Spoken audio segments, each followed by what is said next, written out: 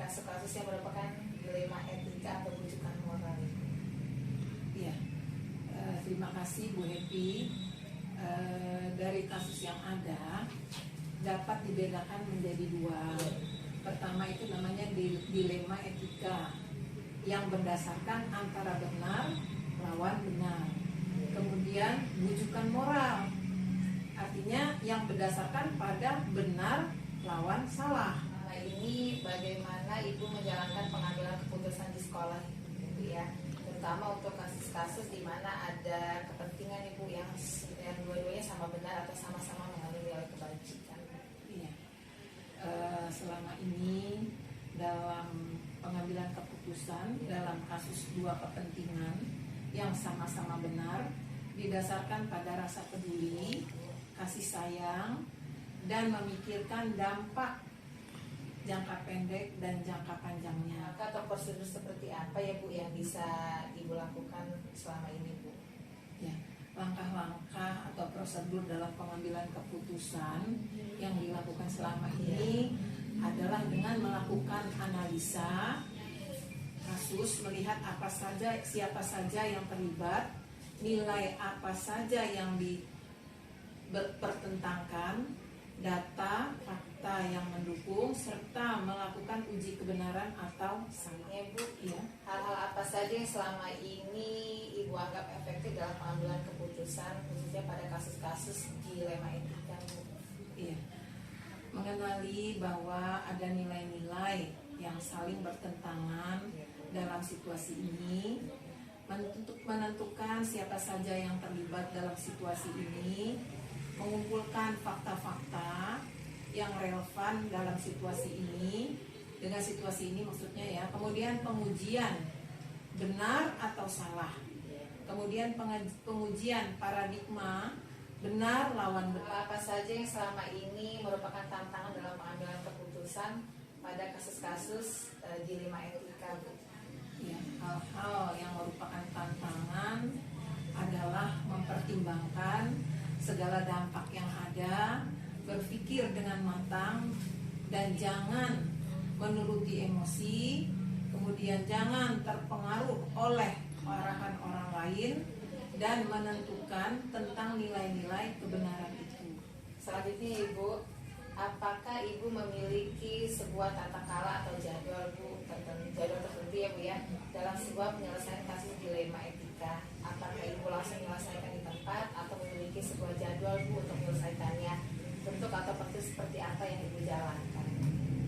Biasanya itu diselesaikan pada saat itu juga. Namun ada masalah yang lebih besar, diperlukan jadwal tertentu untuk menyelesaikannya sesuai dengan prosedur. Adakah seseorang atau faktor-faktor apa yang selama ini mempermudah atau membantu Ibu dalam pengambilan keputusan dalam kasus-kasus dilema etika Bu? Faktor yang mempermudah itu adalah koordinasi dan mufakat dengan pihak yang terlibat seperti tim manajemen, kemudian rekan guru, sehingga mempermudah pengambilan keputusan. Terakhir Bu, dari semua hal yang telah disampaikan, pembelajaran apa yang dapat dipetik dari pengalaman Ibu dalam mengambil keputusan dilema etika Bu? Ya.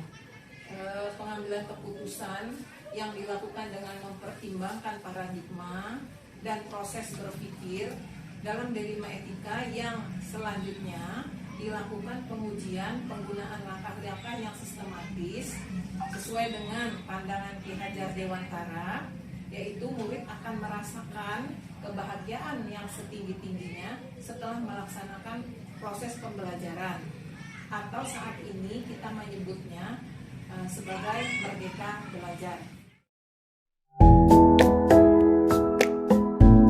Bagaimana dapat mengidentifikasi kasus-kasus yang merupakan dilema etika atau rujukan moral?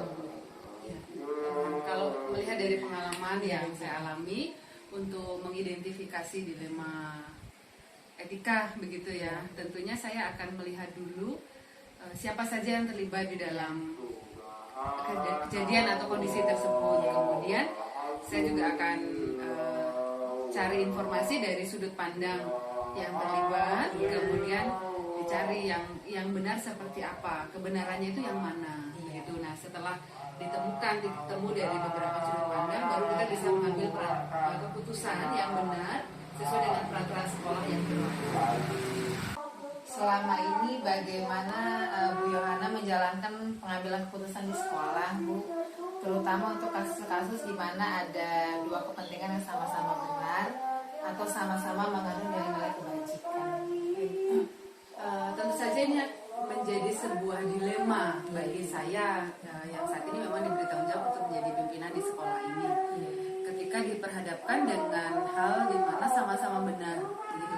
Tetapi saya tidak bisa berdiam diri karena harus mengambil keputusan. Nah, ketika diperhadapkan seperti itu, tentu saya akan kembali ke peraturan yang sudah disepakati di awal tahun ajaran, misalkan seperti itu ya. Jadi atau standarnya seperti apa begitu, dan juga melihat kebermanfaatan dari keputusan yang diambil untuk banyak orang. Jadi tidak hanya untuk satu atau dua orang. Langkah-langkah atau prosedur seperti apa yang biasa Bu Yohana lakukan selama ini, Bu? Kalau langkah yang saya lakukan yaitu ya, saya akan mencari datanya dulu, kemudian atau fakta-fakta yang terjadi.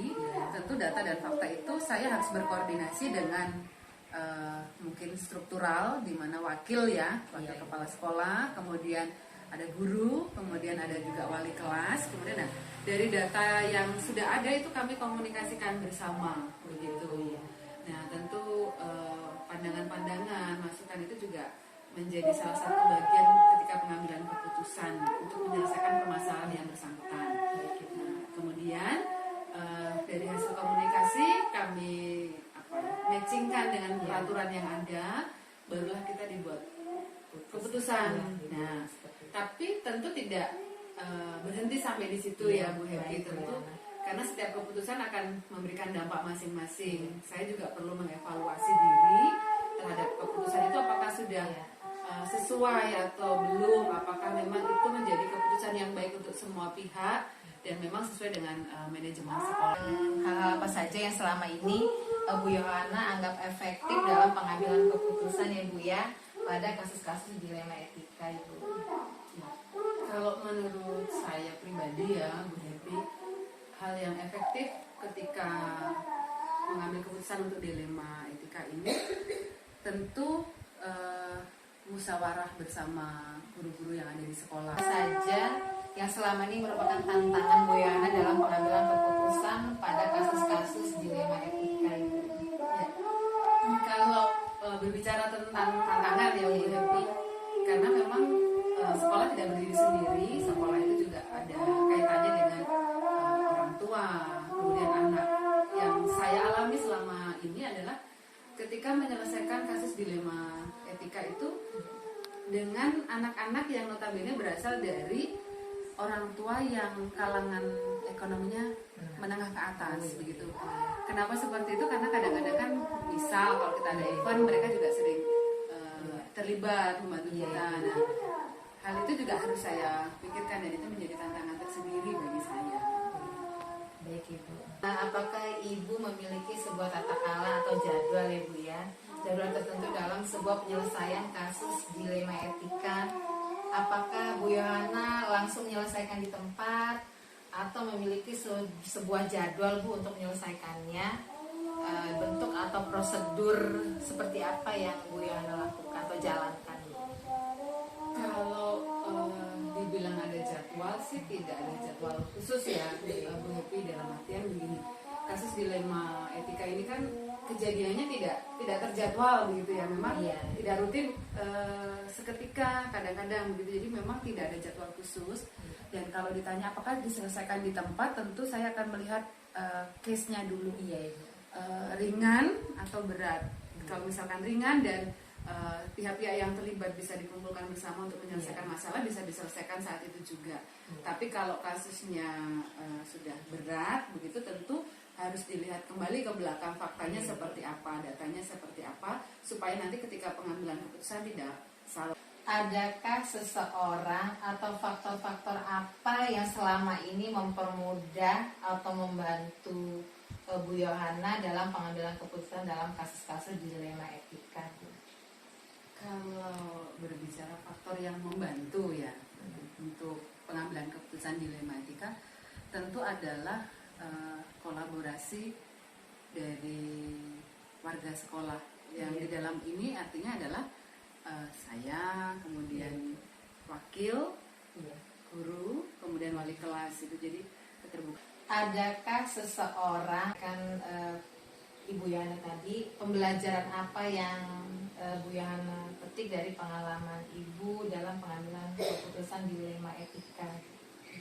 Kalau belajar dari kejadian dilema etika ini, ada pembelajaran yang saya ambil untuk kejadian ini. Jadi ketika kita akan menyelesaikan persoalan atau kasus dilema etika, yang paling penting adalah bagaimana komunikasi kita untuk menggali informasi dan sebagainya. Kemudian juga koordinasi dengan wakil, guru, dan wali kelas atau pihak-pihak yang terlibat, sehingga keputusan yang diambil nantinya itu memang keputusan yang terbaik, dan tentu kita juga harus berpihak